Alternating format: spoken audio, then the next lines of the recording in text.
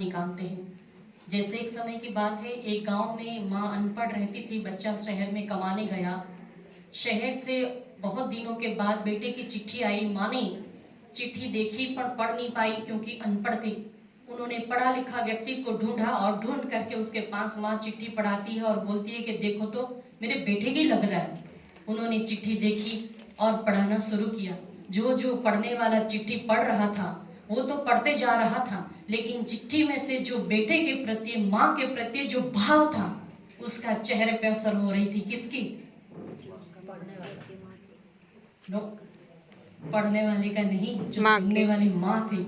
मेरा बेटा खाना याद कर रहा है, उसके दर्द आंख में से आंसू गिर रहा है।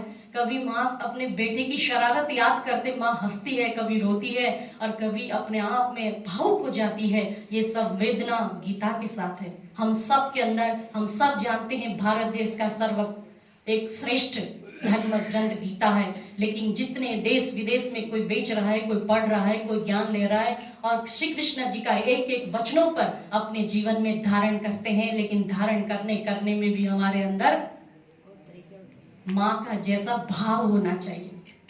पढ़ने वाले तो बहुत है, बेचने वाले भी बहुत है, पर हमारे अंदर भगवान के प्रति अगर माँ की तरफ भाव नहीं है, भाव बिना पढ़े जा रहे हैं, तो वो तोता रटन होता है। इसलिए हम भारतीय हैं, तो भारत के अंदर ये विशेष ध्यान से, भाव से उस पे ज्ञान लीजिए, क्योंकि भगवान श्री कृष्ण जी का वचन है कि मुझे पाने वाले आत्मा से भी पा सकते हैं। आत्मा में भी भगवान है। तो न तु माम शक्य से द्रष्टु मनेनेव चक्षुषा।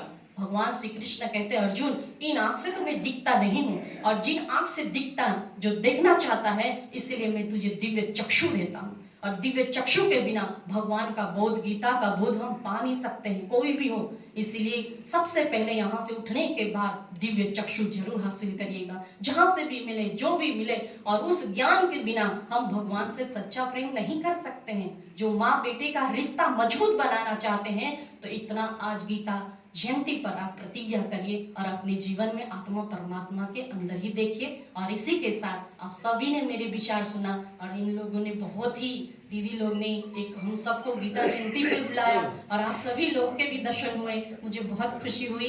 इस बदल सभी लोगों का बहुत बहुत धन्यवाद। और मुझे बहुत ही अच्छा एक आध्यात्मिक मैसेज मिला है, बहुत अच्छा मेरे लिए है कि आप स्वयं में गुणों को धारण कर दूसरों को भी गुण दान करें, और वाली पूर्ण मुक्ति आत्मा हो। इस पर दीदी का फिर से दोबारा बहुत बहुत धन्यवाद।